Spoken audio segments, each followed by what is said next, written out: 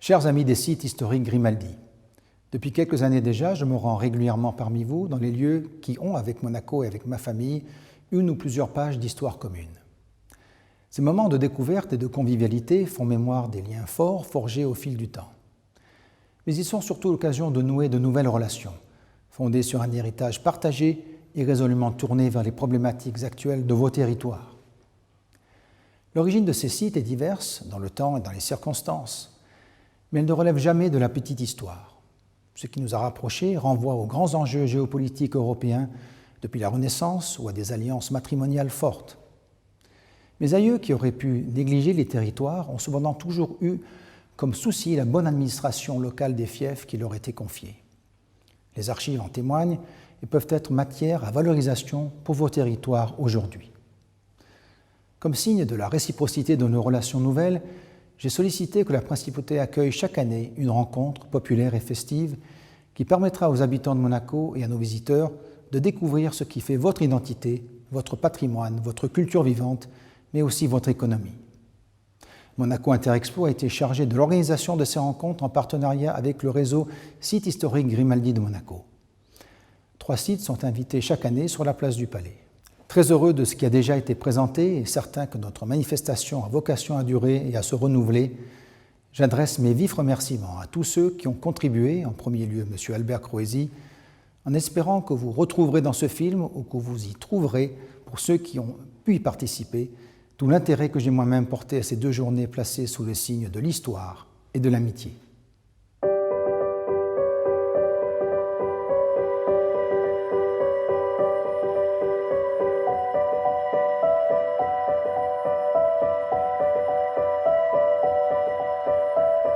Un fief, c'est un territoire qui est confié par un monarque ou par un seigneur qui lui est inférieur et qui a différents vassaux et qui, au final, administrent ce territoire et ont des droits, perçoivent dans l'Ancien Régime des droits d'ordre financier, d'ordre fiscal. Ces droits permettent au prince de Monaco, en l'occurrence, d'avoir des revenus qui leur sont octroyés par leur allié et protecteur, que ce soit donc le roi d'Espagne ou le roi de France, en échange de bons et loyaux services, de l'intérêt que Monaco et ses seigneurs, Grimaldi, apportent au roi d'Espagne ou de France.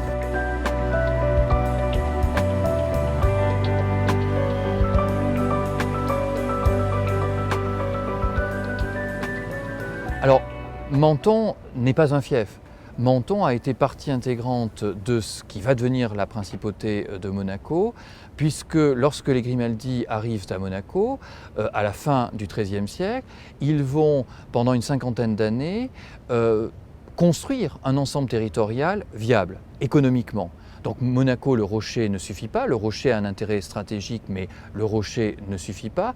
Il y a la plaine de Menton, qui est une plaine agricole, et cette seigneurie de Menton, il l'achète à son précédent seigneur, la famille Vento, qui est une famille d'origine génoise, il l'achète en 1346. Ils vont ensuite acheter Roquebrune pour assurer une continuité territoriale, vous voyez, Menton, Roquebrune, Monaco.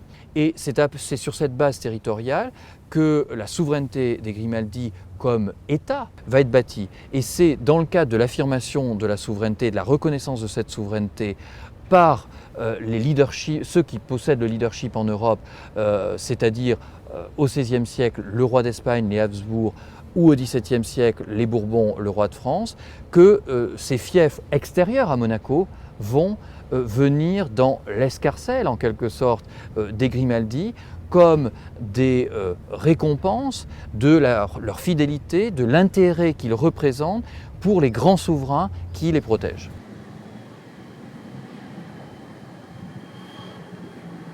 Menton, c'est la ville du citron, mais c'est aussi une ville faite pour les humains. Elle est à la fois douce et acidulée, comme le citron.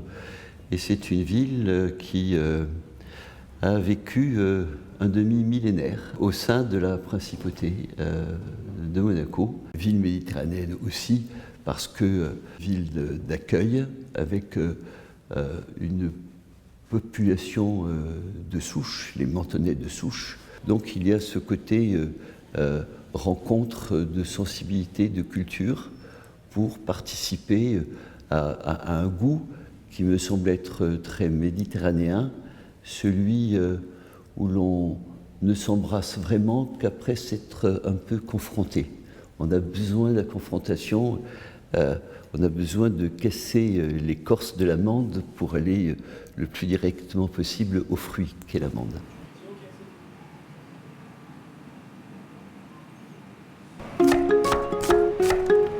Ah, c'est la pissaladière. Les oignons pour la pissaladière. Pissaladière, c'est une tarte aux oignons, on va dire.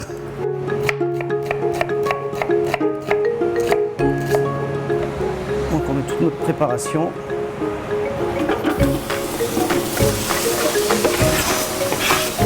Là, ils vont cuire environ 1h30 à 2h en fonction de la quantité d'oignons, et ils vont cuire avec de l'eau, ça va vraiment les confire. Ça va vraiment être confit.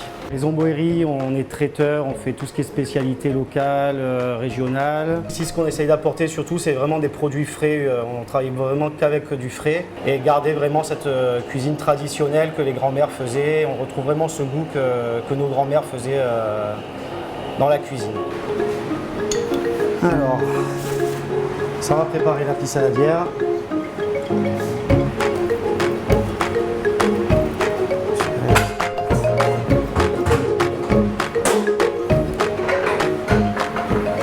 Donc, les oignons confits.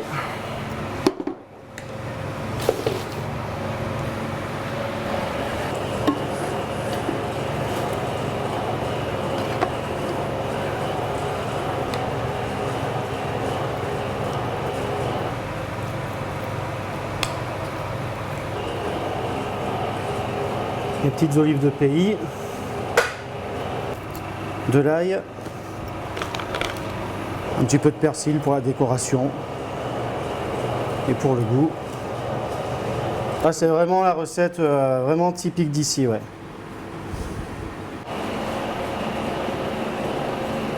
Ma mère travaillait ici il y a une vingtaine d'années.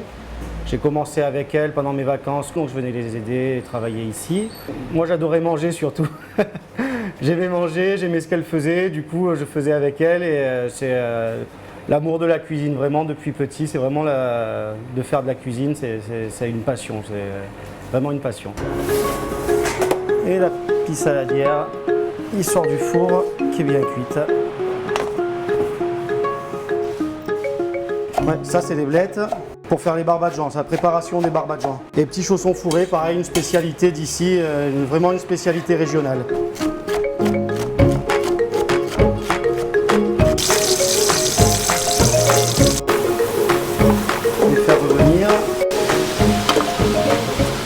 Ah, une poignée de riz dedans, c'est juste pour pomper le jus de la blette pour que ça prenne le goût.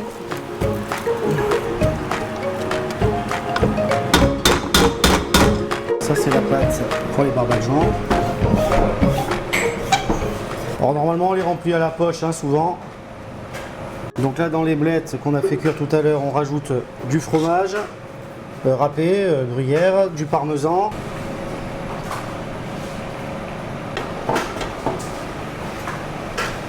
Et là on va leur donner la forme.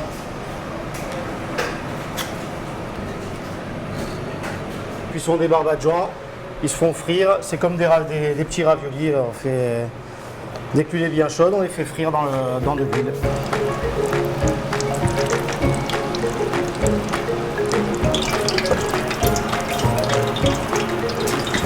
Souvent quand je fais des nouvelles recettes, souvent je fais goûter à ma mère pour avoir son avis, pour qu'elle valide ou pas les plats que j'innove.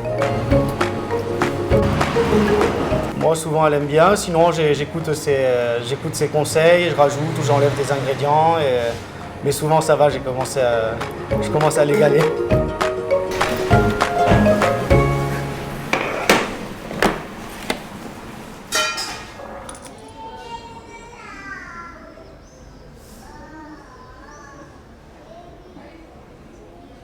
Madame Herbin est arrivée à Menton en 1974 et elle s'est aperçue qu'il y avait de la demande sur de la confiture, notamment d'orange amère à l'époque, parce qu'il y avait encore beaucoup d'anglais à Menton et la confiture d'orange amère était très prisée.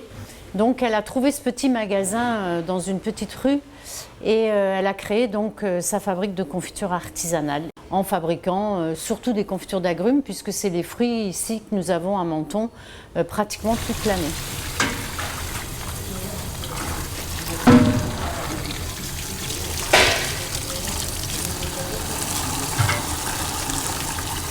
Alors aujourd'hui je vais préparer de la confiture de citron. Ça se fait sur plusieurs jours, une confiture de citron. Il y a des temps de trempage qu'il faut respecter pour ramollir les écorces.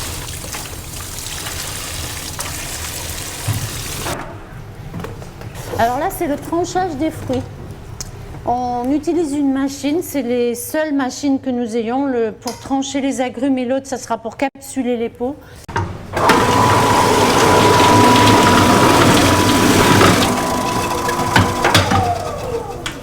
Après, on le recouvre d'eau et on le laisse tremper le temps qu'il faudra pour que l'écorce soit bien ramollie. C'est celui qui va le plus vite, celui-là, Max.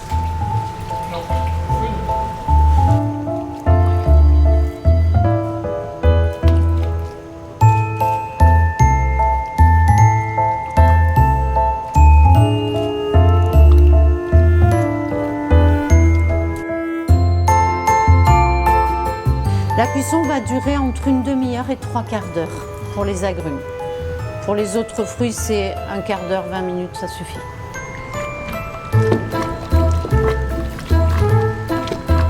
Comme nous connaissions donc Madame Herbin, on a appris qu'elle voulait prendre sa retraite et on trouvait dommage de laisser partir une confiturerie artisanale, surtout en pleine ville. Et on a appris le métier avec elle et on s'est pris de passion pour ce métier qui est vraiment un métier de passion. Allez, viens avec le sucre, va Max.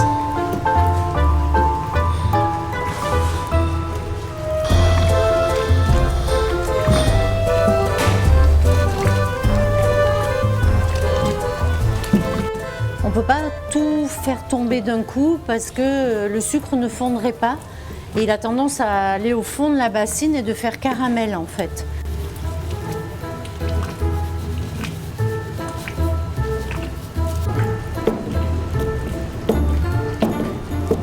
C'est vraiment un métier, hein. Les personnes croient que la confiture ça se fait facilement, on prend le fruit, on rajoute du sucre et non. Enfin, à la maison Herbin, c'est beaucoup plus compliqué que ça, mais en même temps, c'est l'intérêt du métier, hein, c'est rechercher toujours l'excellence du produit fini. Là, je suis en train de bien mélanger pour que le sucre fasse bien le sirop et ne reste pas au fond de la bassine.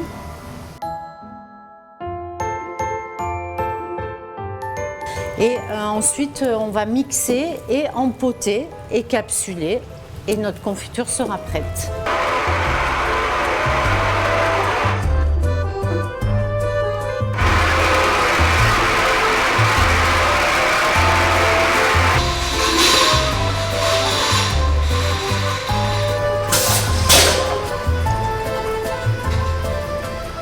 Oui, c'est un art et il faut de la passion, beaucoup d'amour, du temps aussi, de la patience, aussi de l'ingéniosité et un petit brin de folie aussi de temps en temps.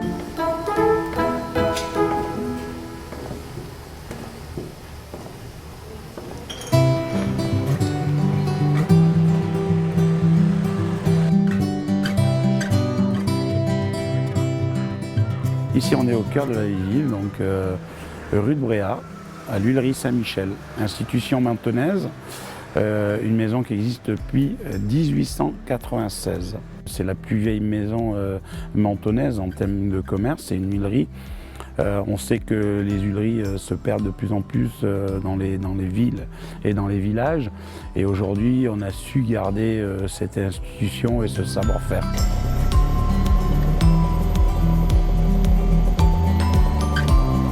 On est créateur de saveurs, on crée des macérations à froid avec des agrumes, avec du poivre. On crée des signatures pour des chefs étoilés.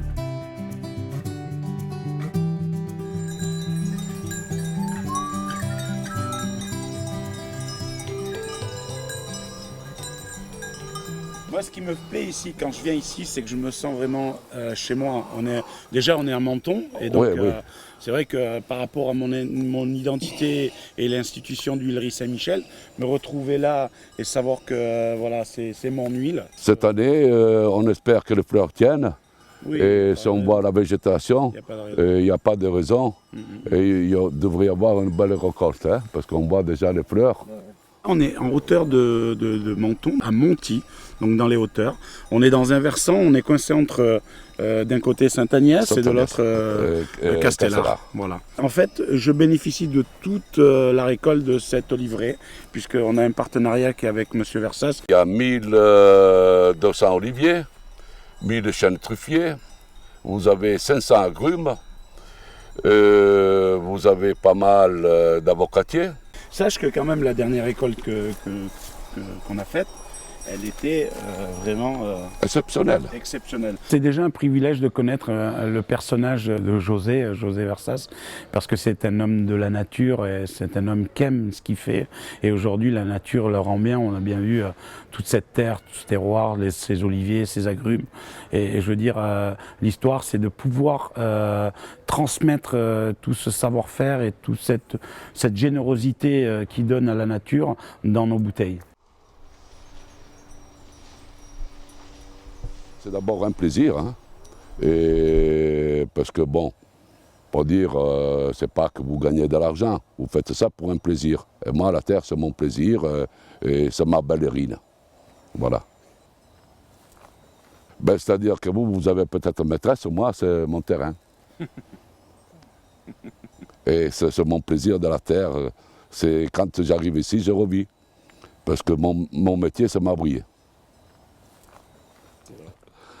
Le marché de nos collines, ils vendent tout. Sans un personnage comme José qui aime ce qu'il fait, s'il n'y avait pas des gens comme ça, je veux dire, on n'existerait pas. Donc bravo à ces artisans et à ces oléiculteurs qui nous donnent un petit peu de valeur ajoutée aussi. Hein. Quand on est là, on a Menton à nos pieds. C'est pas beau ça? C'est formidable, avec tous ces oliviers. Voilà, et là on peut voir toute la partie des oliviers. Malheureusement, les citrons, ils ont séché. D'abord, on appelle ça les terrasses de la Côte d'Azur. Mais ça n'a pas de prix. Par les promeneurs. Hein. Aujourd'hui, de représenter Menton pendant la Saint-Jean, j'en suis très fier. Faire de la dégustation et essayer de transmettre mon savoir et tout ce que j'ai, tout ce qu'on m'a transmis, c'est beau. C'est aussi ça la vie, c'est la transmission.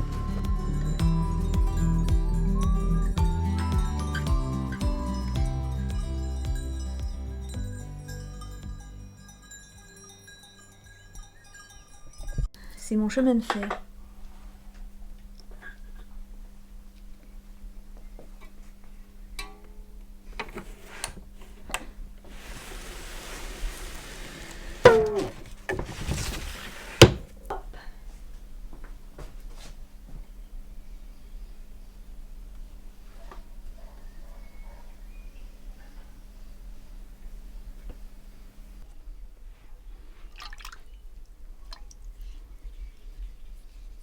Ici, je fabrique les faïences mentonnaises. C'est un atelier qui existe depuis plus de 100 ans. En fait, il a été créé en 1896 par Eugène Perret-Gentil, qui a été suivi par son fils Charles, puis par le gendre de Charles, M. Proli. Et moi, je suis arrivée en 4e génération pour prendre la suite de M. Proli, puisqu'il n'y avait personne de la famille qui voulait le faire.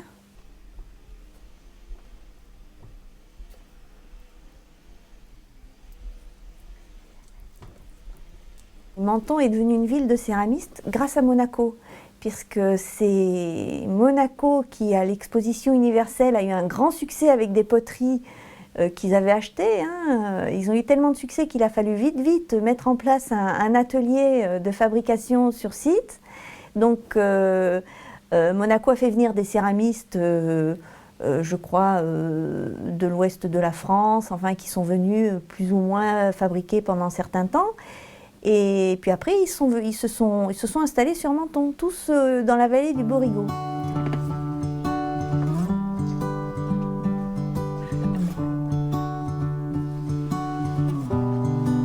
Ces faïences, je les ai toujours connues. ça fait quand même partie du patrimoine. J'avais une ambition d'études artistiques. Ma mère qui était cliente de l'atelier, en discutant avec M. Proli, elle avait dit « Oh, elle veut faire les beaux-arts ». Ben, pourquoi elle ne vient pas reprendre l'atelier?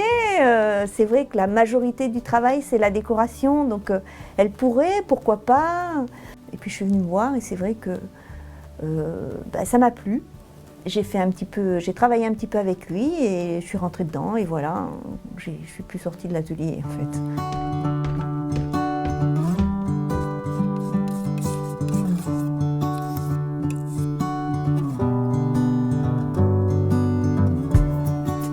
Ma mère m'avait dit quand même, elle disait attention, hein, c'est des citrons, toujours des citrons. Mais il y a les petits citrons, il y a les gros citrons, puis il y a la partie fabrication aussi. Donc c'est vrai que je reviens toujours au même décor, mais je ne le fais pas tout le temps à la chaîne.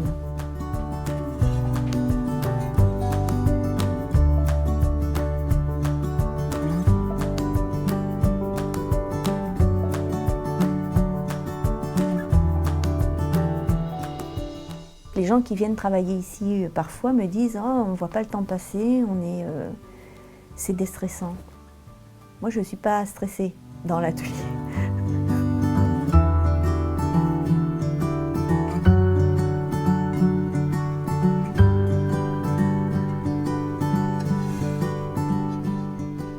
Je suis née à Monaco, ça a toujours été assez lié en fait. Monaco, c'est notre grande capitale où on peut trouver tout, même dans la cuisine. Donc, pour moi, je ne sais pas comment expliquer que Menton et Monaco, ça reste lié, même aujourd'hui.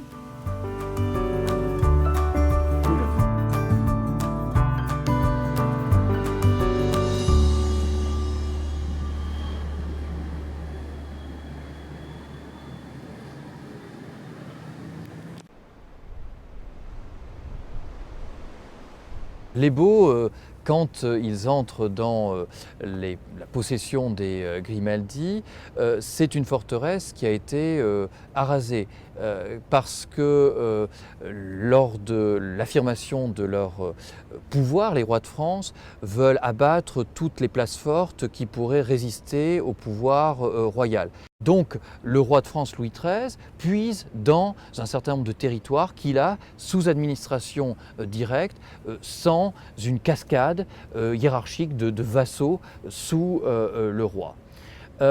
Les Baux de Provence ont l'avantage d'être proches, relativement proches, de la principauté. Le prince de Monaco, il veut comme protecteur le souverain le plus puissant en Europe. Au début du XVIIe siècle, c'est la France qui s'affirme comme la puissance dominante. Et le marquisat, pourquoi ce titre de marquis? Parce qu'il est destiné à l'héritier du trône.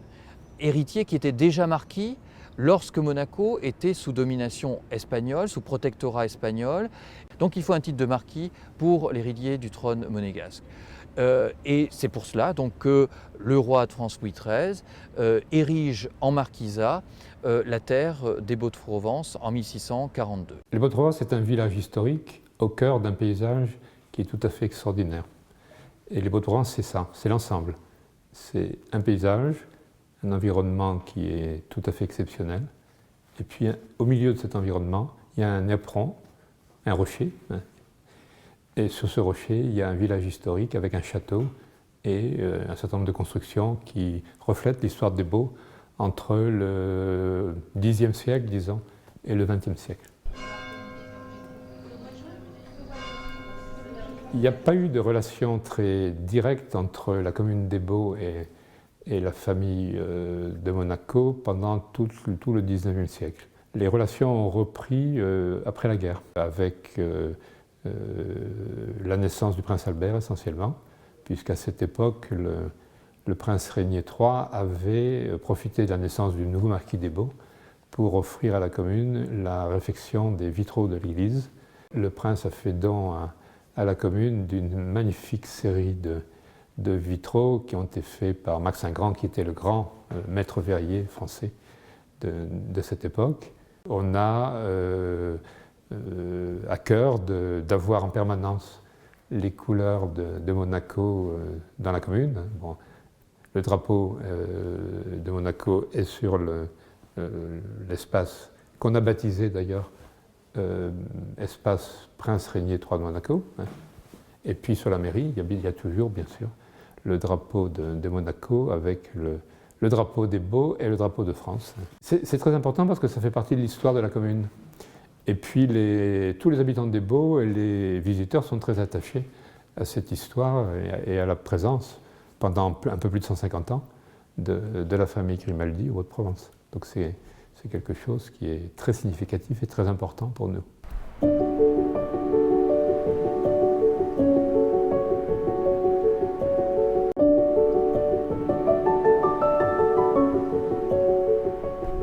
Alors on se trouve au Baux de Provence, dans le mas familial dans lequel j'ai grandi.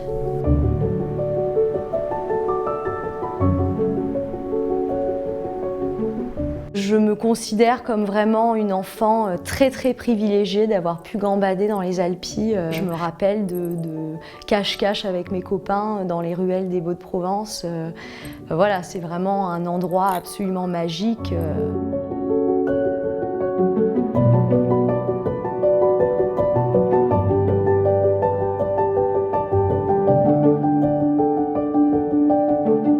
Moi, je fabrique des fuseaux de lavande. Alors, le fuseau de lavande, c'est une tradition qui date du XVIIIe siècle. Ça consiste en fait à tisser de la lavande fraîche avec du ruban et donc à enfermer les fleurs fraîches de lavande dans les tiges grâce au ruban.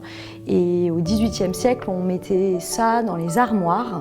Et en plus de parfumer le linge, c'était utilisé comme antimite.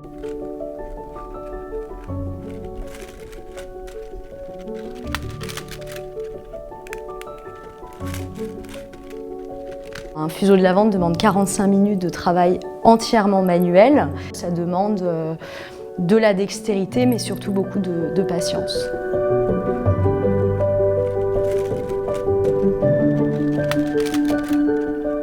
Alors moi, j'ai appris quand j'étais petite fille. Je pense qu'à l'époque, c'était un été. Ma maman trouvait que je regardais un petit peu trop la télé et elle m'a dit « Ma fille, je vais t'enseigner quelque chose qui, j'espère, voilà, t'occupera dehors et te servira peut-être un jour. » Et puis, voilà, elle avait raison parce qu'aujourd'hui, j'en fais une activité qui me plaît énormément et qui semble beaucoup plaire aussi à mes clients.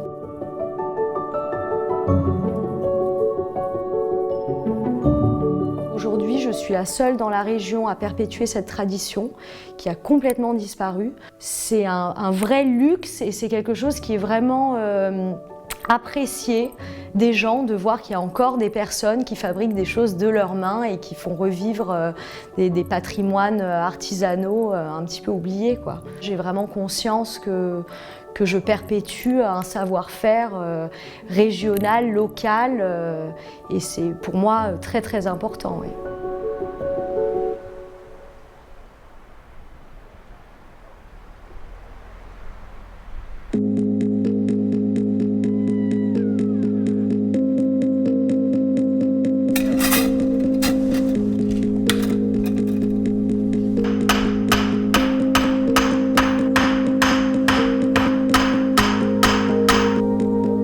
Alors nous sommes à Mossane-les-Alpilles, dans la vallée des Baux de Provence. Nous sommes dans mon atelier où je fabrique des bijoux en argent massif que je forge ici depuis quelques années, ici maintenant.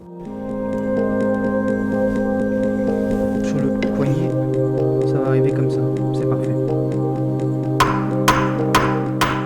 C'est une façon de fabriquer qui est quand même très traditionnelle et très archaïque. Il n'y a pas beaucoup d'étapes et c'est justement ça qui me plaît dans cette façon de faire. C'est que c'est quelque chose qui se rapproche des bijoux romains, gallo-romains.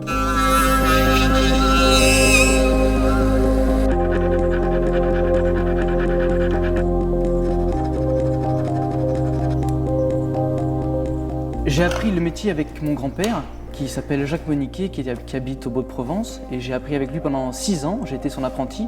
Et depuis 2012, j'ai mon propre atelier et ma propre boutique à Mossane. C'est un autodidacte, donc il n'est pas allé à l'école de bijouterie, donc ça lui a permis d'être beaucoup plus ouvert et d'avoir une façon de travailler qui est très différente du reste des bijoutiers, ce qui fait qu'on a des bijoux qui sont différents.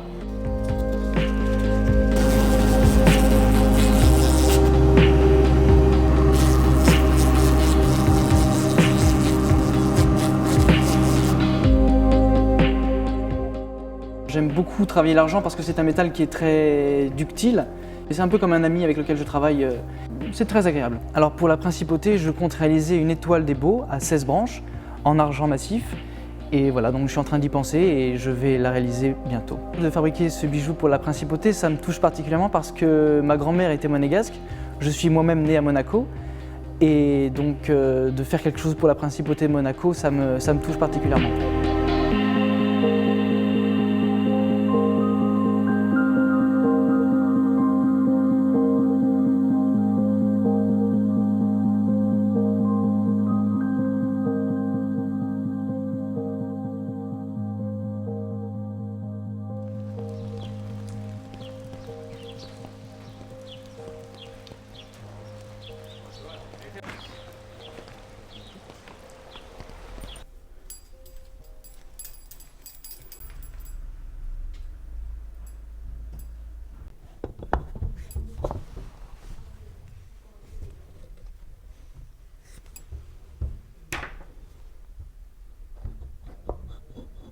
On se trouve à Barbentane, où j'exerce mon métier de santonnière.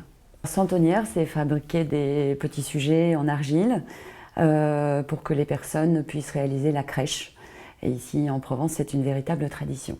Le santon représente la nativité au départ. On recrée en fait la naissance du Christ.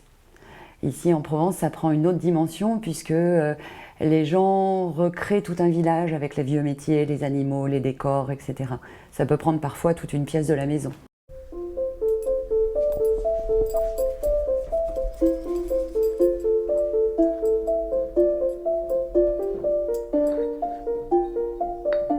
Mes sujets touchent beaucoup les enfants. J'ai souvent des enfants devant mon stand qui reconnaissent leur grand-père, leur grand-mère, leur voisin, le facteur. Pour ma part, l'inspiration vient souvent des émotions, des rencontres. Donc on est dans la création du sujet, on va prendre un petit morceau de terre, des outils, et puis on va laisser les mains travailler, qui sont bien souvent reliés à soi et au cœur, entre autres choses.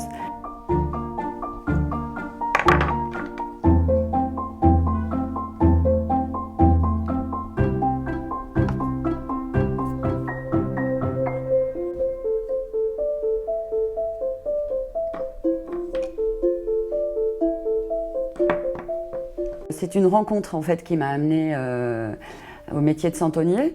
J'ai rencontré une santonnière et j'ai été fascinée par ce petit monde, par tous ces petits sujets de toutes les couleurs.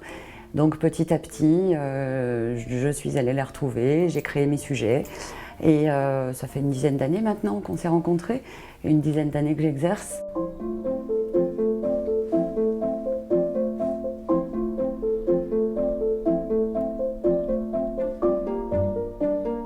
Mes sujets sont plutôt, on les appelle naïfs. Ils sont pleins de poésie, ils sont ronds, ils sont doux, ils sont généreux dans les couleurs. Ils n'ont pas de visage, ce qui permet à chacun de se projeter et de faire un petit effort d'imagination pour se retrouver dans le sujet.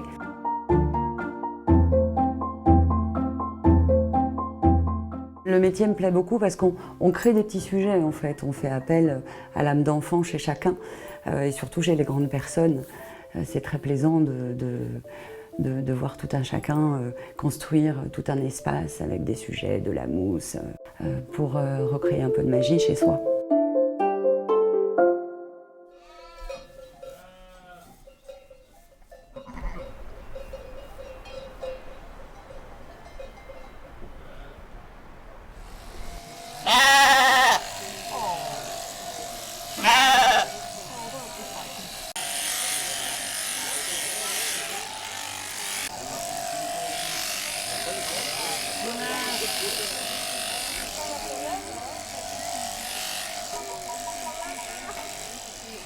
Au Beau, aujourd'hui, on est venu avec l'association Berger d'aujourd'hui pour expliquer aux gens la tonte, à quoi ça servait, aussi le métier de berger et présenter un peu nos races locales.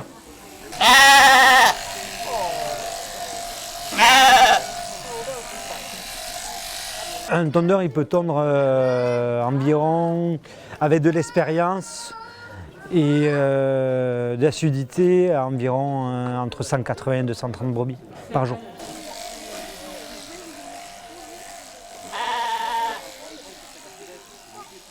C'est un travail très physique. Et un tondeur, il dit pour savoir tondre une brebis, il faut 10 000 brebis.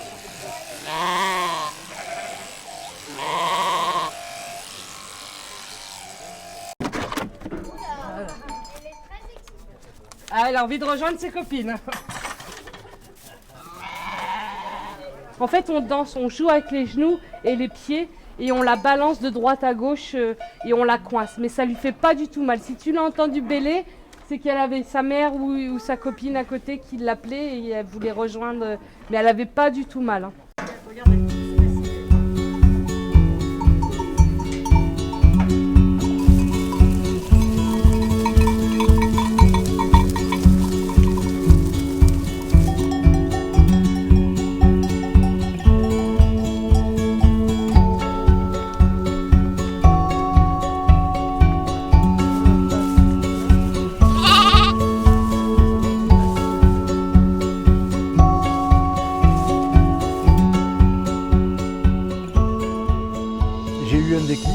À mon compte en tant que mécanicien, garagiste, j'ai eu une grosse pression des gens pour avoir vite leur voiture, tout ça.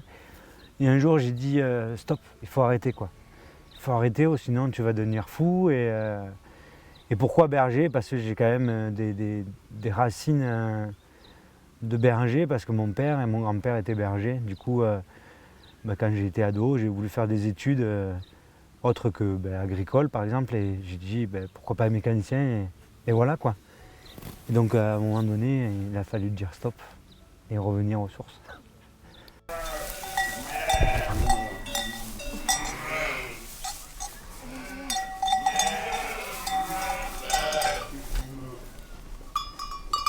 On part l'été en gros 3 mois avec les brebis, 3 mois et demi, ça dépend aussi de la période de l'herbe, quand elle pousse en montagne. Moi je le suis aussi et je l'aide pour les soins. Je suis plutôt aide berger quand on part tous les deux. C'est-à-dire que je suis là pour les soins et toute l'intendance, quoi. Donc je m'occupe de la cabane, des repas, entre autres.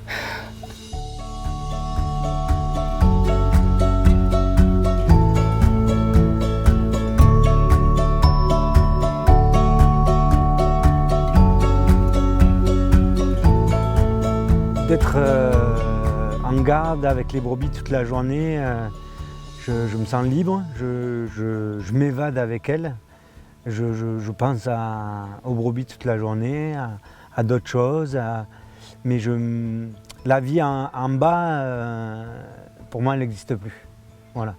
On est un peu coupé du monde du coup, et du coup la ville, on la voit plus quoi.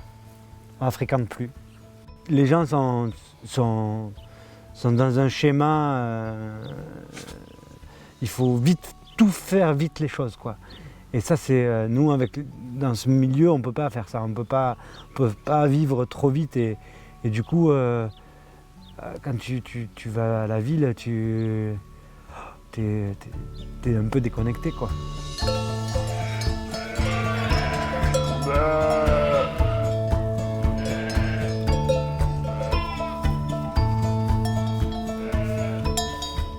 Venir à Monaco, c'est promouvoir notre métier, en discuter avec les gens, avec le public. Voilà, on n'est pas en voie de disparition, on est toujours là, il y a toujours des bergers. En plus, ça se féminise de plus en plus, des jeunes. Donc voilà, faire découvrir notre métier, comment il se pratique aujourd'hui, quoi. Voilà, comment on vit, comment on travaille, avec qui, et voilà. C'est un métier ancien mais qui est pas perdu, on continue. Et en France, dans le monde entier, il y a plein de bergers qui sont encore là. Et on veut dire aux gens que ça existe toujours et qu'on a envie que ça dure toujours comme ça aussi.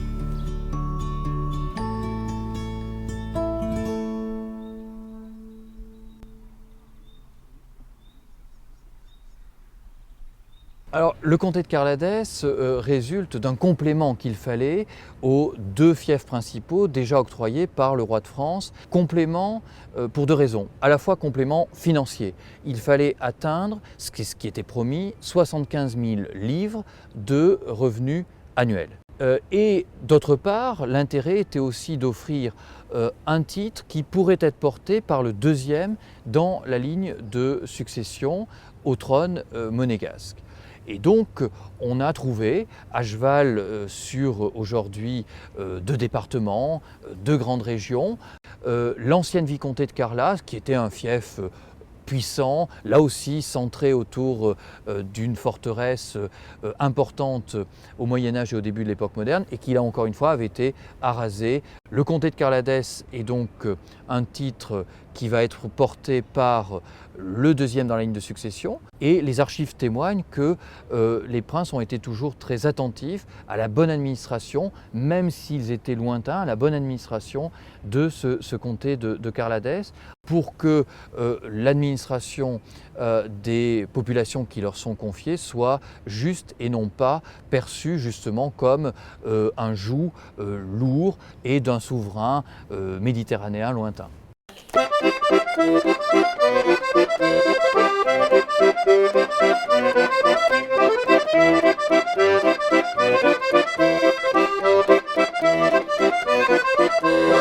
C'est en plein cœur de notre belle Auvergne que j'ai composé l'air de ma chanson. Ensemble on va chanter la Barésienne, Jean du Cantal et Jean de l'Aveyron. La chanson s'appelle La Barésienne. C'est une chanson que j'ai composée en 1992 en l'honneur de ce terroir qui est la région du Barès, d'où est originaire ma maman. Mur de Barès offre sa porte ancienne et des maisons de Lavaux vieux toit gris. Rappelant bien qu'elle fut la suzeraine à Monaco du prince Grimaldi. De Thérondelle jusqu'à la Devèze, on peut y voir des villages charmants, des vallées dominées par des falaises, les barrages de la Barthe et de Sarance. L'histoire de la famille Grimaldi est très présente ici dans cette région, donc on ne peut pas faire une chanson sur le Carladès, sur la région du Barès, sans évoquer bien sûr la famille Grimaldi et Monaco.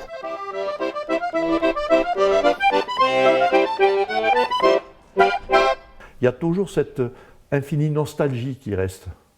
On ne sait pas trop pourquoi, ça a un lien non raisonnable, purement affectif.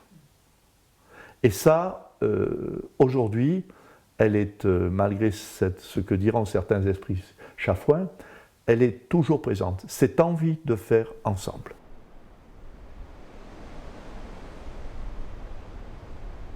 La région, c'est le Carladès. Le Carladès, c'est depuis Louis XI une terre royale. Pris entre les monts de l'Aubrac et les monts de Cantal, c'est là, je crois, que réside toute une grande partie, du moins, de l'authenticité du territoire. C'est que on ne peut pas tricher. C'est pas possible, c'est impossible. C'est une région qui est restée quand même, qui a su évoluer aussi bien sûr, hein, mais qui est restée authentique, vraie, voilà, dans laquelle il fait bon vivre avec des gens qui sont vrais, qui sont... voilà, ça ne s'explique pas trop, c'est une région qui est très chère à mon cœur.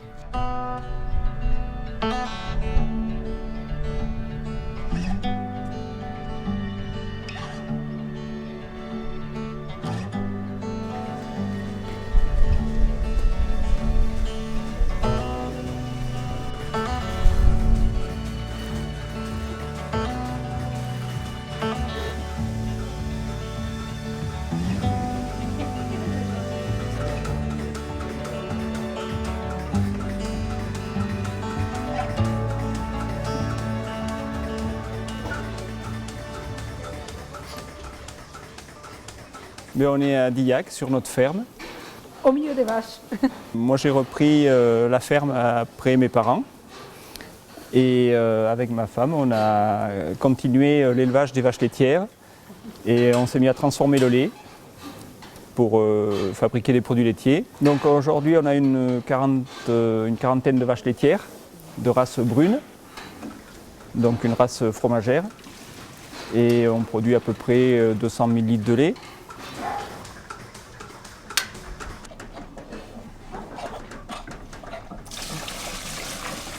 Une partie de ce lait sert à élever les veaux.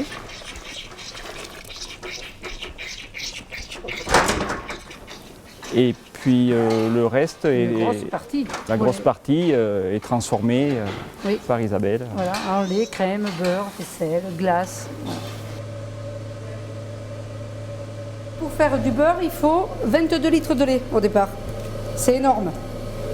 22 litres de lait vous donne à la fin 1 kg de beurre. Là, je suis en train de mouler le beurre. Et on le moule avec notre moule en bois. Donc nous, on fait du beurre doux et du beurre demi-sel. Alors le beurre demi-sel se conserve un peu plus longtemps parce que le sel le conserve, donc 17 jours. Et le beurre doux se conserve 11 jours. Et on n'y ajoute aucun ferment, aucun colorant dedans. Donc c'est le vrai beurre de ferme. Alors c'est ma belle-fille, c'est Marine, qui m'aide à la fromagerie. À la transformation de tous les produits laitiers, des glaces et aussi de tout ce qui est charcuterie, puisqu'on élève les cochons aussi avec le petit lait. On se complète complètement, tout à fait. Moi je suis le paysan et puis elle c'est la fermière qui valorise tous les produits de la ferme et qui les vend, qui les livre. Moi j'adore le contact avec les clients, comme je travaille dans la restauration. Donc je suis passionnée par ça. Je voulais vous faire voir les fromages quand même, l'armoire d'affinage. Ici vous avez l'armoire d'affinage, voilà. Alors nous on n'a pas de cave naturelle, donc on fait affiner en armoire d'affinage. Et les fromages sont vendus entre 12 et 6 mois d'affinage. 6 mois d'affinage, ils deviennent tout noirs. Mais bon, il faut aimer, hein.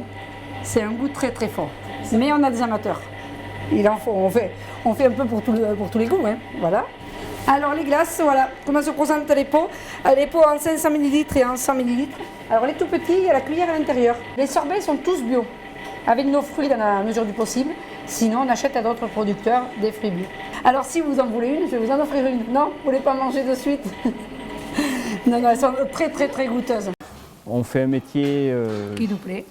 Voilà. Énormément. On ne s'ennuie jamais, il y a toujours quelque chose à faire. Ouais. Et on prend beaucoup de plaisir à fabriquer des produits qui ravissent les papilles des consommateurs.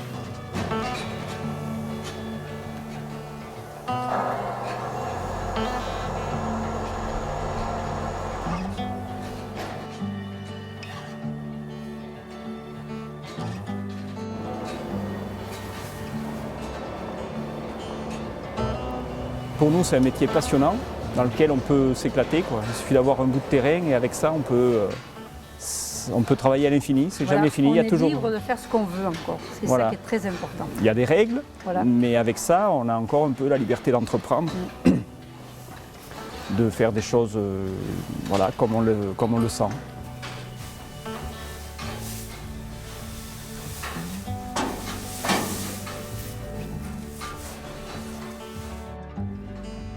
Oui, bien sûr qu'on est fiers de ce qu'on fait. Ah, j'avais pas compris. Très. Oui, on est fiers de ce qu'on fait.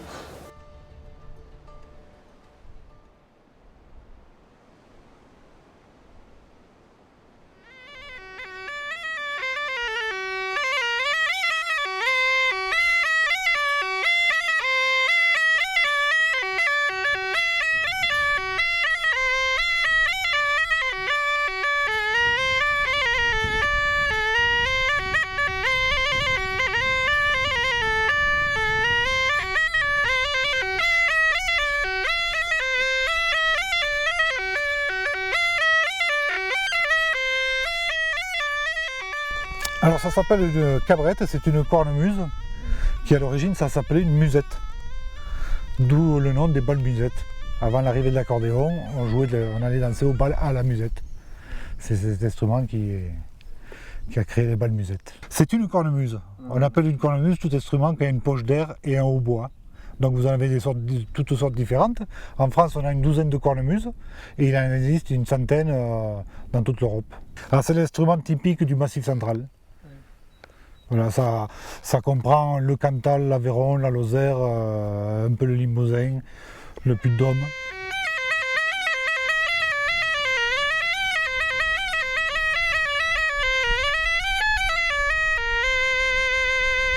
En montant sur la région parisienne juste après l'armée, je rencontre la colonie auvergnate sur la région parisienne et là, ils me disent viens avec moi, on va faire des veillées, on va danser. Quand ils m'ont vu danser, ils ont dit celui-là, attention, il est nul. Et donc ils m'ont donné une cabrette dans les mains, ils m'ont dit tu seras peut-être mieux à jouer de la cabrette. Et donc je dis oh, si c'est pour boucher quelques trous, ça devrait faire. Finalement ça s'est trouvé plus compliqué que prévu. Donc j'ai suivi des cours et j'ai appris à jouer de la cabrette.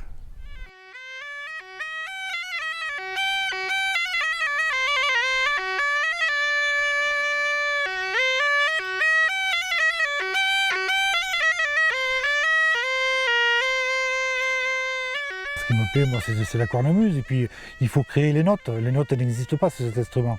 Donc, c'est suivant la pression d'air que je vais exercer sur mon bras, sur la poche, qui va donner le son le plus juste. Je me suis passionné de cet instrument et après j'ai voulu le fabriquer. Et aujourd'hui j'en fabrique pour le monde entier. Et puis bon, c'est l'instrument de nos anciens. Donc voilà, on continue la suite de nos aïeuls. C'est très important. Si on ne sait pas où on a nos racines, on est perdu.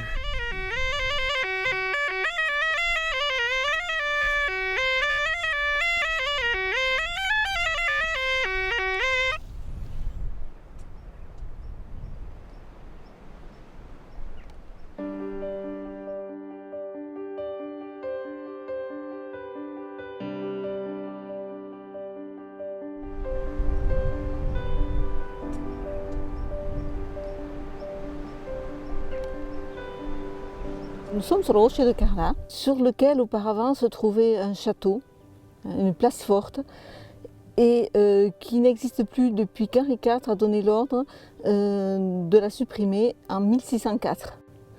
Donc depuis 1604, le rocher est dans l'état dans lequel vous le voyez aujourd'hui.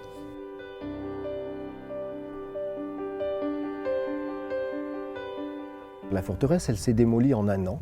Les pierres ont été basculées du rocher et ont servi pour emprunt pour la construction d'autres édifices et notamment ceux à Vic-sur-Cère, d'autres maisons d'époque. Et donc c'est en 2017, la communauté d'agglomération du bassin d'Aurillac a eu l'initiative de valoriser ce rocher et de faire ce projet de réalité augmentée qui a démarré donc au mois d'août 2017.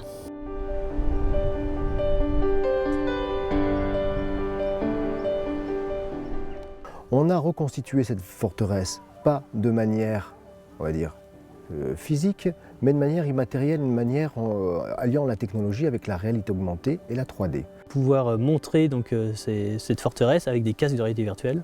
Donc les personnes circulent librement sur le site et peuvent donc à chaque instant scanner un code sur le sol et être immergés à cet emplacement dans la forteresse à l'époque du Moyen-Âge.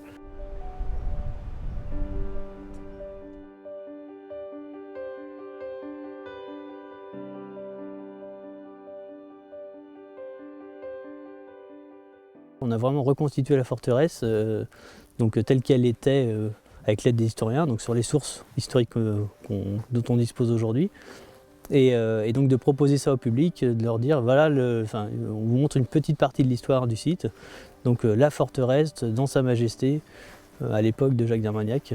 On voit donc les boiseries au plafond, donc la fenêtre et puis une tapisserie, une grande cheminée, qui sont vraiment très bien détaillées.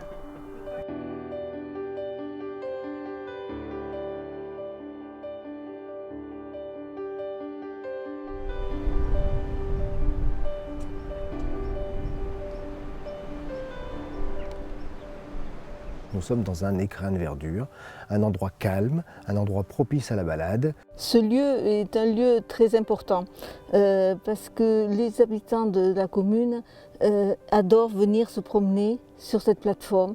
Certains pour venir passer des soirées, d'autres juste pour un lieu de promenade l'après-midi. Donc ce lieu leur est très cher.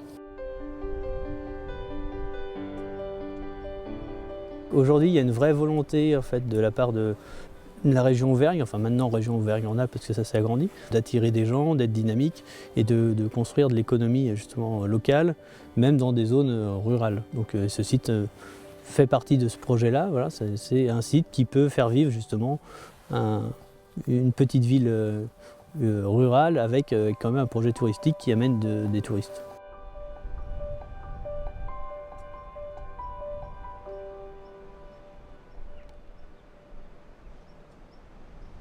On pense souvent au monde rural avec des clichés un peu archaïques, des images figées. Au contraire, il faut montrer le monde rural pour ce qu'il est, un monde vivant, un monde avec plein de créativité, plein de richesse. Et c'est ça qui compte en fait.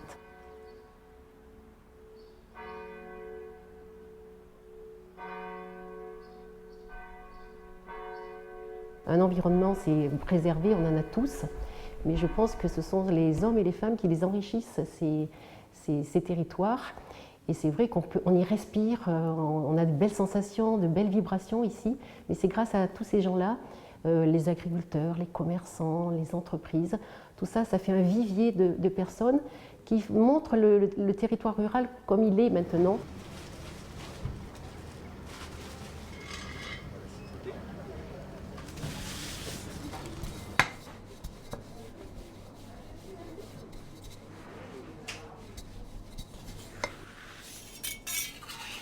Là, je cuisine des carrés de Vic.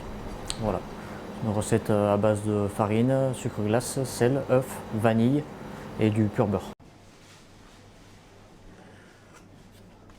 C'est de la pâte sablée très fine et il faut presque qu'on voit à travers.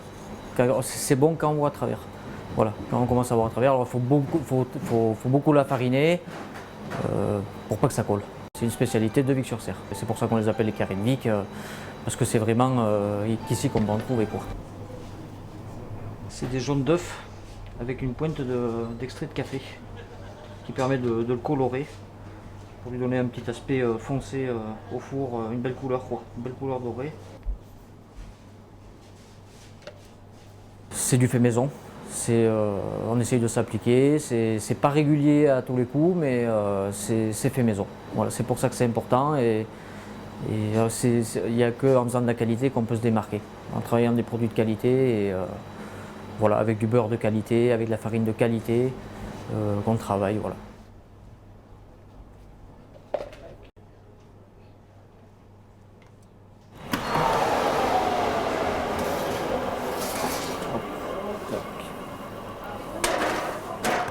C'est la dorure avec l'extrait de café qui donne cette couleur un peu foncée. Il est cuit juste ce qu'il faut.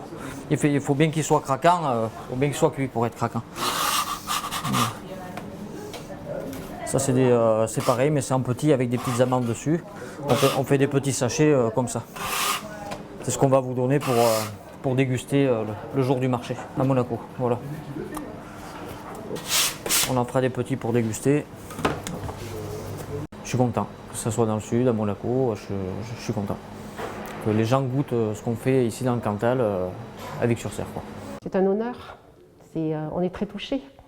Les gens, oui, sont surpris, mais tellement reconnaissants de cette invitation. On va essayer d'apporter notre chaleur humaine.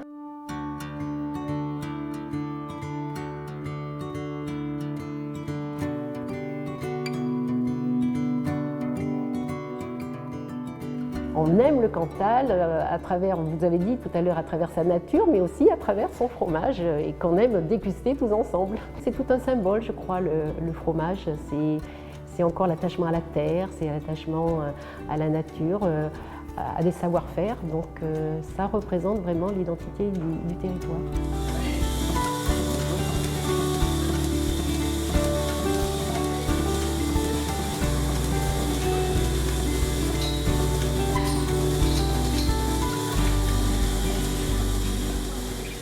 on est en plein cœur du département du Cantal. Je suis gérant d'une exploitation agricole qui transforme le lait en plusieurs fromages, dont l'AOP Cantal, sur 50 hectares de prairies naturelles et un troupeau de 40 vaches laitières. Mon fil conducteur, c'est aussi un fromage, mais le fromage de qualité. Et je fais tout pour que le fromage soit de qualité.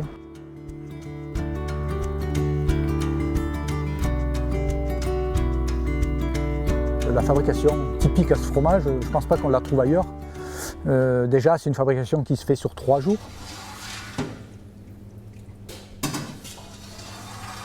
Là, on est en train de travailler le lait de la traite de ce matin. Donc là, Marlène est en train de décailler. Donc le décaillage consiste à séparer l'eau et la matière sèche du lait qui va nous servir à faire le fromage.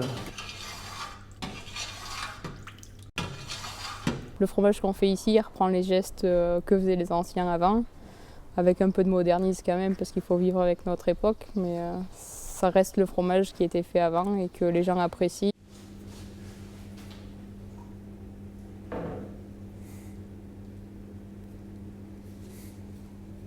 On ne fait pas toujours la même chose, et ce qu'on pourrait croire, on fait toujours des gestes répétitifs, mais le lait est toujours différent en fonction de la saison, de la technologie fromagère, de plein de choses, de nous, notre tempérament aussi. Si on est énervé, ça ne va pas faire la même chose.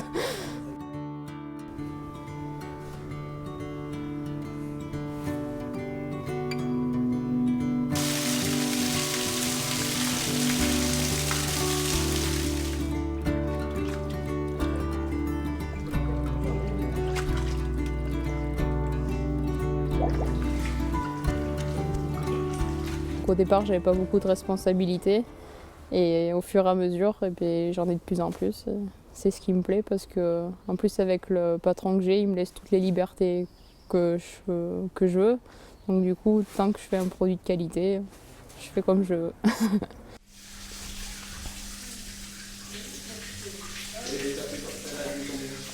Donc ici, on est arrivé à l'étape où on finit de soutirer l'humidité de la tome. Donc par le biais de 12 pressages consécutifs. Et ensuite, on va la mouler et presser en moule pendant 48 heures pour enfin la rentrer en cave.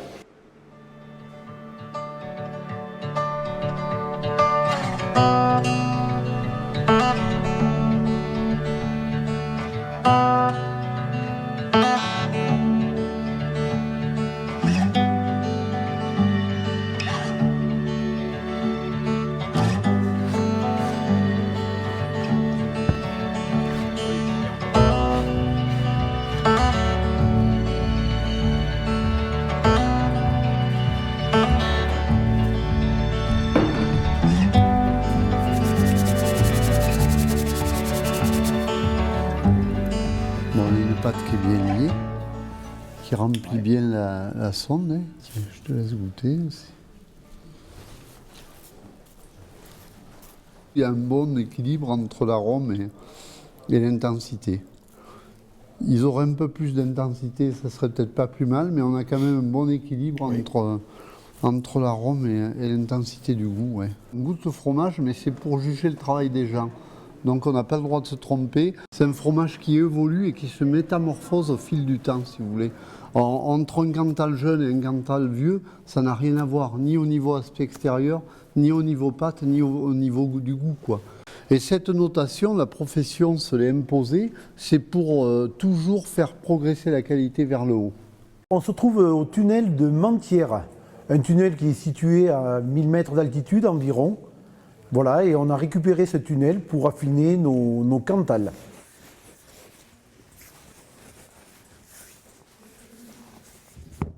Alors dans ce tunnel, on peut mettre jusqu'à 3000 fromages. 3000 fromages qui vont recevoir des soins 2 fois par semaine. Alors quand je dis des soins, c'est être frotté, retourné 2 fois par semaine. C'est ici qu'il a les meilleures conditions pour prendre toute son ampleur. Un bon fromage, déjà, ça va être, on va le reconnaître par sa croûte. C'est un fromage qui est bien boutonné, qui a du relief. Et ensuite, par sa pâte, on va avoir une pâte ferme, mais à la fois fondante. Il faut qu'elle se délite bien au palais. Et ensuite, il doit dégager un arôme, on dit un arôme de noisette, un arôme herbacé.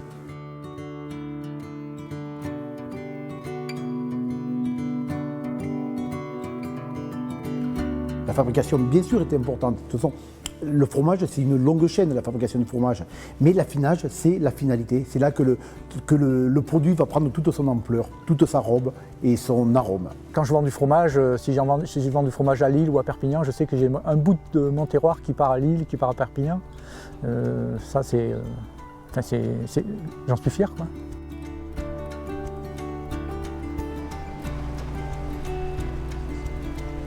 Je suis née ici, j'ai la terre de mes parents, donc je ne me vois pas faire ma vie ailleurs que dans le Cantal.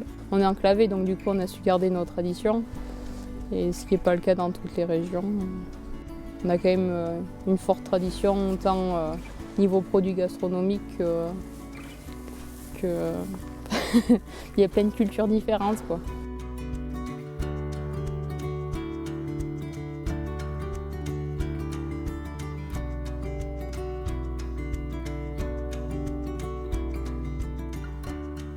L'initiative du Prince fait que peut-être pour la première fois, ou en tout cas depuis très longtemps, l'ensemble des enfants du Carladès vont se retrouver. C'est une occasion de se replonger justement dans la profondeur de l'histoire, la profondeur d'un destin commun. C'est pour nous évidemment un grand honneur et c'est aussi la possibilité de renforcer les liens avec la principauté qui a été propriétaire des terres de Calvinet il y a quelques siècles.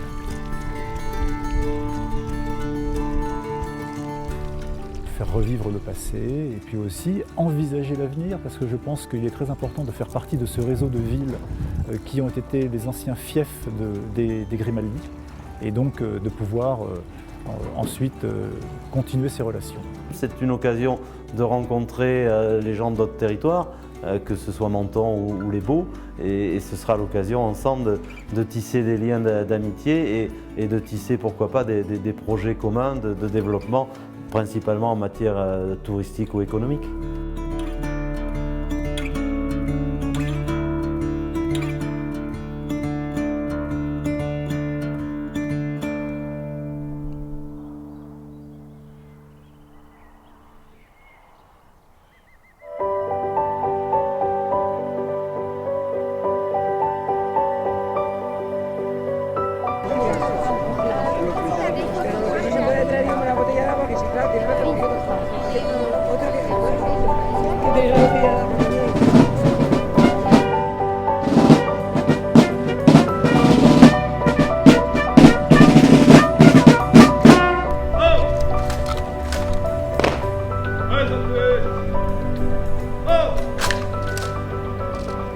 L'arme sur l'épaule. Droite. En avant. Marche.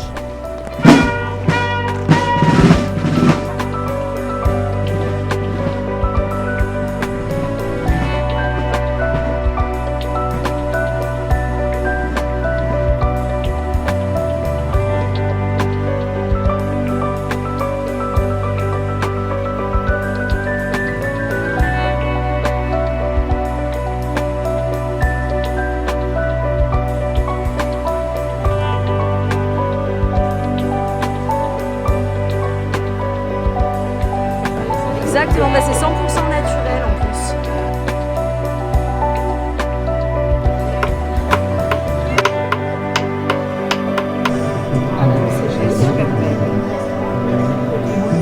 L'œuf est cuit, brut, avec un peu d'huile d'olive. J'ai pas goûté celui-là, c'est pas de souci. Quel âge il a celui-là? Celui-ci là, un an. Donc vous voyez, il est déjà plus sec. Ouais, plus sec. Et un peu plus fort en goût, c'est normal.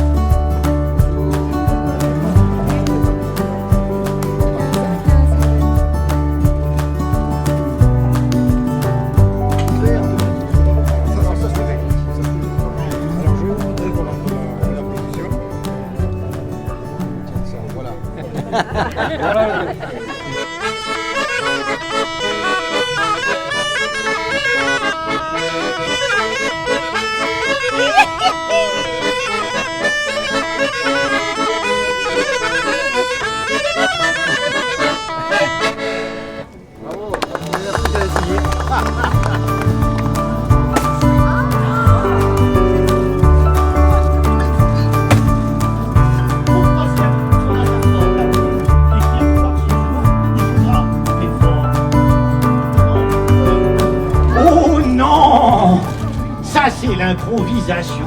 On va rebrosser le petit chapeau et je te fais ton câlin. Voilà. On va le laisser là, le chapeau, d'accord? Sinon, je connais un comédien qui sera très embêté.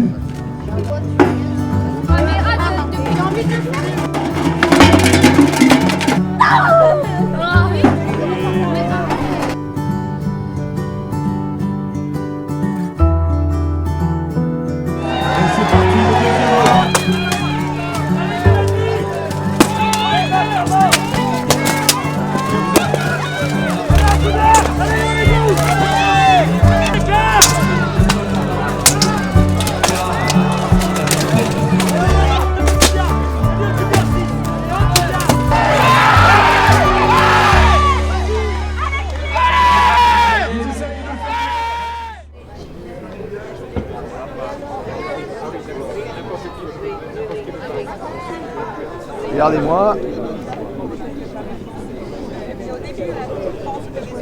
Alors maintenant, toi Ce qui nous réunit ce soir pourrait paraître à certains qui ne sont pas ici, totalement anachronique. Par contre, les siècles pendant lesquels les aïeux ont eu la responsabilité des territoires que vous représentez aujourd'hui ont laissé un héritage et un testament. Même en respectant les évolutions institutionnelles successives, nous ne pouvons le nier ou l'oublier. Madame le maire de Vic-sur-Cère, Madame Dominique Bru, Monsieur Bernemans, maire de Calvinet,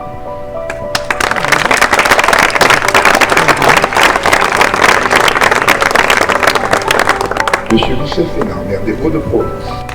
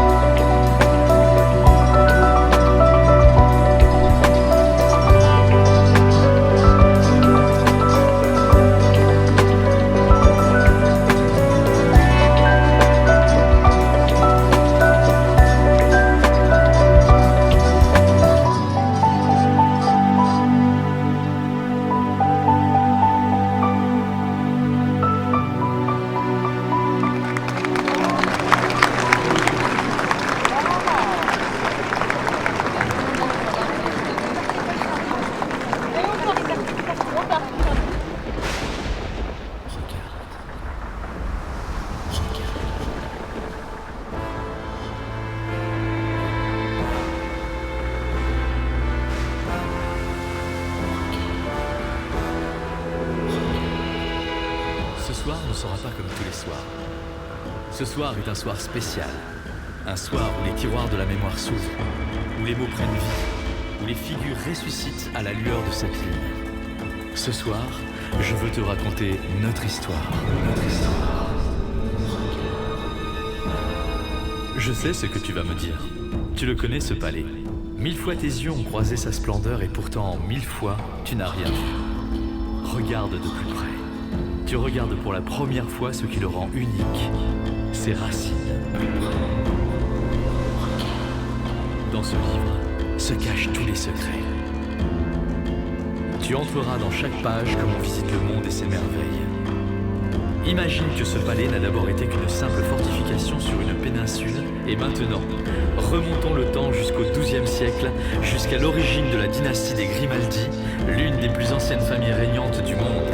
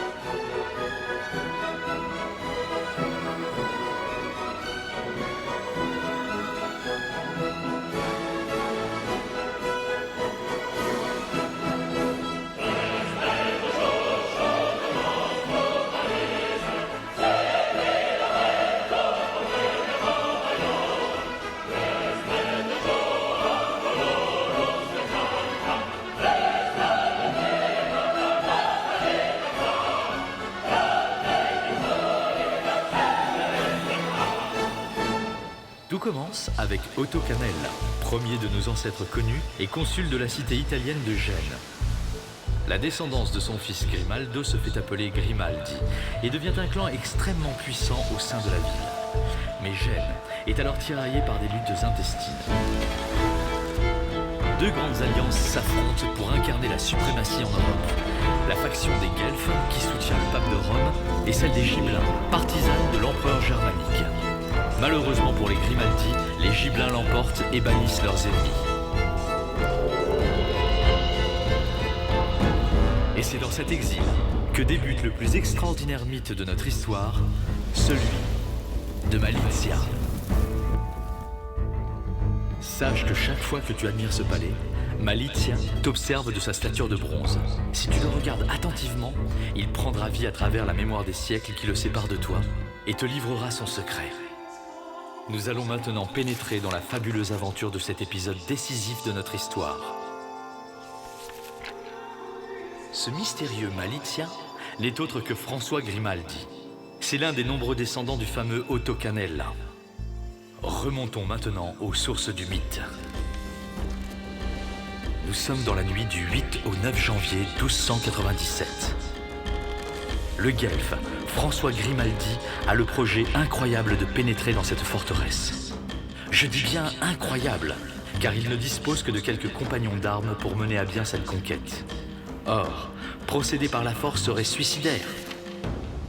Une idée lumineuse lui vient alors en tête. Tu as entendu parler du fameux épisode du cheval de Troie?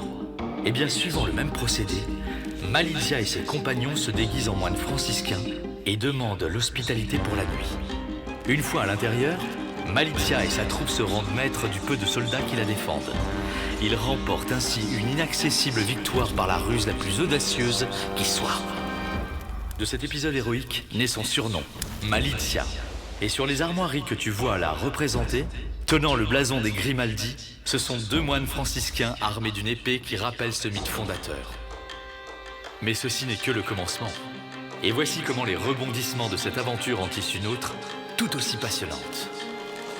Tu vas être déçu. La forteresse ne reste aux mains de Malizia que peu d'années, et les Génois s'en emparent à nouveau. Mais ce qui peut paraître un échec est de fait un premier pas vers la constitution de notre pays. Effectivement, 30 ans après l'abandon forcé, une réconciliation passagère entre Guelfes et Gibelins amène le fils de Régnier Ier, Charles, à reprendre possession de Monaco. Il va enfin pouvoir faire figurer le titre de seigneur de Monaco sur son sceau personnel. Et grâce à l'argent de leurs travaux militaires en pleine guerre de 100 ans, les Grimaldi agrandissent leur territoire avec l'acquisition de la seigneurie de Menton.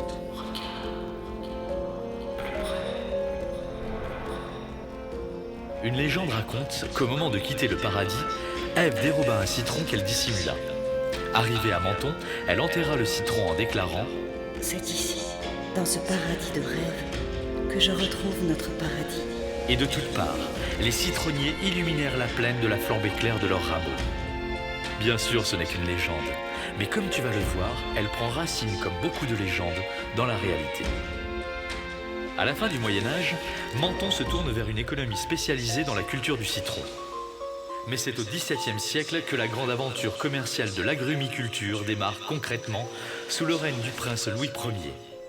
Il fixe un cadre juridique à cette nouvelle source de revenus. Mais cette spécialisation a aussi ses revers, la dépendance des aléas climatiques. En 1820, les arbres gèlent et plongent la population dans la disette, parfois même dans la misère. La crise économique contribue au mouvement de contestation qui secoue le joug de l'autorité princière. Le mouvement aboutit à la rupture en 1848. Menton choisit de faire sécession. Finalement, c'est la France qui récupère la ville, bien plus tard, en 1861. Aujourd'hui encore, les empreintes des bâtisseurs princiers sont nombreuses à être visibles dans la ville que l'on a surnommée la perle de la France. Mais revenons en 1355. 9 ans après l'acquisition de la seigneurie de Menton, c'est au tour de la seigneurie de Roquebrune de compter parmi les possessions des Grimaldi. La continuité territoriale est alors assurée. Tu dois savoir une chose très importante. C'est que les rois de France, au temps de la Renaissance, rêvent d'aller en Italie prendre des territoires. Pourquoi particulièrement en Italie ? mais parce que c'est le berceau de notre civilisation européenne, la civilisation romaine. Or, il se trouve qu'en venant de France, Monaco est une sorte de clé pour entrer en Italie. Voilà pourquoi le roi de France, Louis XII, reconnaît la souveraineté de Monaco. L'indépendance de Monaco, c'est un acte fondamental. Tu n'en as peut-être pas conscience, mais c'est un moment crucial. Un moment qui modifie et fait basculer définitivement le cours de notre histoire. Bien évidemment, Gênes tente un dernier siège, mais la résistance monégasque est héroïque. La forteresse est en grande partie détruite et il faut plusieurs dizaines d'années pour que les fortifications que tu vois aujourd'hui soient relevées. Les Grimaldi rejoignent enfin le cercle des princes européens. Mais 12 ans après la reconnaissance de la souveraineté de Monaco par le roi de France, le rocher ne trouve plus auprès de François Ier l'appui bienveillant octroyé jusqu'ici. Augustin Grimaldi décide donc de se placer sous la protection de la puissance la plus forte en Europe, l'Espagne. Des années plus tard, ce personnage emblématique de nos racines, c'est lui, Honoré Grimaldi que tu vois là, marque un tournant décisif. Il est le premier seigneur à prendre le titre de prince de Monaco. Prince de Monaco, c'est une étape fondamentale. Mais comme tu vas le voir, tout n'est pas encore gagné pour que Monaco assure sa pérennité sur la scène internationale. Au début du XVIIe siècle, la domination espagnole décline en Europe, tandis que la France devient la puissance majeure. La petite souveraineté monégasque a tout intérêt à être sous la protection du plus fort pour sauvegarder son indépendance. Le roi de France, Louis XIII, accorde alors aux Grimaldi un traité très favorable pour la principauté. Il est signé à Péronne le 14 septembre 1641. Il leur cède le duché de Valentinois en Dauphiné, le marquisat des Baux en Provence et le comté de Carladès en Auvergne. Je sais que tu es pressé d'entendre ce qui a suivi ce traité de Péronne, mais patience. Auparavant, je t'emmène au cœur de la Provence, dans une autre forteresse médiévale, celle des Baux, campée, elle aussi sur un rocher. Au Xe siècle, on parle du Balsium Castrum, c'est-à-dire du château de Balsio. Le nom Baux signifie falaise, mais selon la légende, la maison des seigneurs des Baux descendrait du roi mage Balthazar. Voilà pourquoi les armes des Baux que tu vois là comprennent une comète à 16 raies d'argent. L'étoile que suivirent les rois mages pour trouver Jésus à Bethléem. Et leur devise est « à Lazare Bothésar », c'est-à-dire au hasard Balthazar. Des seigneurs guerriers, rebelles et impétueux conduisirent au fil des siècles la puissance et les conquêtes de cette dynastie. Au XVe siècle, la Provence, qui était une souveraineté indépendante appartenant à la dynastie des rois de Naples, est rattachée à la couronne de France. Le roi Louis XI craint alors que le château ne tombe dans les mains des opposants à son autorité. Il ordonne son démantèlement en 1483. Au XVIIe siècle, la forteresse est définitivement mise hors d'état de nuire. En 1642, le village est érigé en marquisat et donné, comme tu le sais, à Hercule Grimaldi. Les princes héritiers du trône monégasque porteront désormais ce titre à leur naissance. Au XIXe siècle, la découverte d'une roche rouge riche en alumine, baptisée bauxite, donne une renommée mondiale au village. Après avoir essuyé tant de tempêtes, son fabuleux château restauré devient au XXe siècle le joyau d'un des plus hauts lieux touristiques de Provence. Et si les Grimaldi ont perdu leur fief lors de la Révolution de 1789, le prince héréditaire Jacques, marquis des Baux comme son père avant lui, est symboliquement lié à cette terre, signe de la chaîne ininterrompue du temps. Mais un autre destin croisé, un autre lien indélébile nous entraîne au cœur d'une autre région intimement liée à Monaco et à son histoire.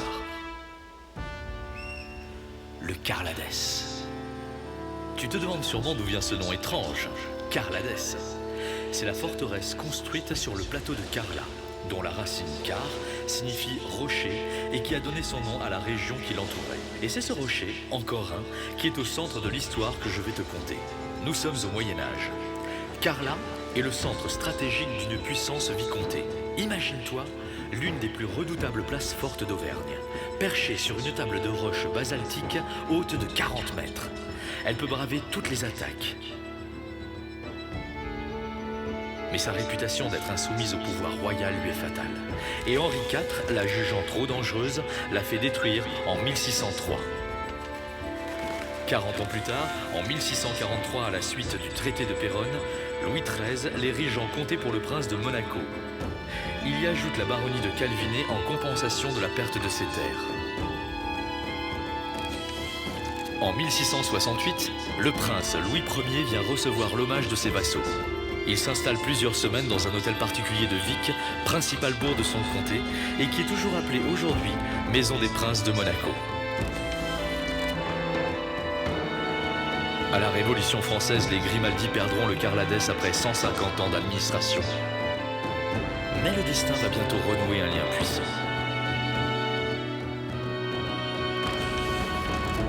Au début du XXe siècle, des érudits locaux rachètent le rocher menacé d'être exploité en carrière. Ils le cèdent au prince Albert Ier de Monaco. En vacances dans la région, sa petite fille Charlotte, alors mademoiselle de Valentinois, fait l'excursion du rocher en 1912. Aujourd'hui, ce lien vit à travers la princesse Gabriella qui porte le titre de comtesse de Carladès, renouant ainsi avec la tradition des enfants de sa famille qui ont eu cet apanage. Et c'est ainsi, dans les rebondissements des siècles, que deux rochers ont vu leur destinée se croiser pour construire une belle histoire commune. Mais revenons à Monaco en 1789. La Révolution française va bouleverser le cours de son histoire. La nuit du 4 août abolit les droits seigneuriaux. Tous les fiefs français des princes de Monaco sont perdus. Monaco est rebaptisé Fort d'Hercule et il est rattaché à la République française. Les Grimaldi perdent leur souveraineté. Après la chute de Napoléon, Monaco revient aux Grimaldi. Mais en 1848, une nouvelle révolution touche l'Europe et Monaco. Les villes de Menton et de Roquebrune font sécession. Elles laissent la principauté à la dimension du territoire d'origine. C'est presque un retour au berceau. Suite à la révolution industrielle, Charles III doit reconvertir l'économie monégasque. Il parie sur le développement du tourisme balnéaire et il confie à la Société des bains de mer et du Cercle des étrangers l'exploitation d'une ville nouvelle, Monte-Carlo. Le livre est sur le point de se refermer. Notre histoire, tu t'en doutes, ne se termine pas là. Mais lorsque plusieurs lunes se seront succédées, que ton esprit sera habitué à sa lumière, alors seulement ce livre reprendra vie. Alors seulement nous tournerons ensemble d'autres pages de notre histoire. Nous suivrons d'autres racines. Jusqu'à toi. Regarde. Regarde. Regarde. Regarde. Jusqu'à toi.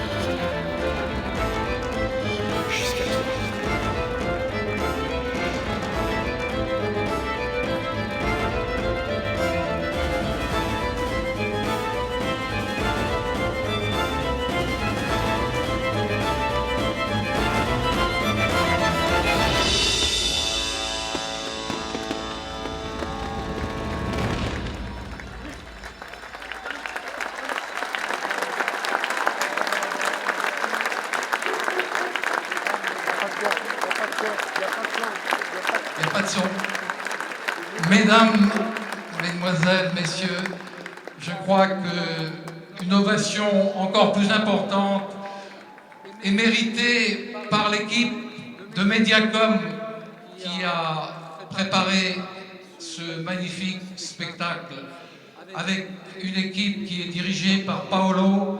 Alors je voudrais que vous leur fassiez une véritable ovation.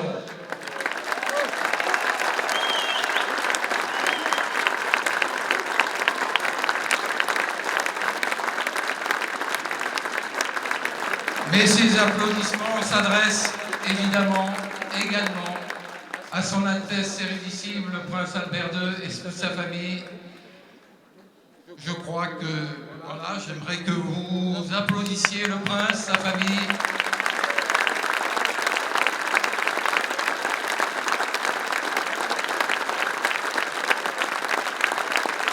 Alors, il y a une tradition.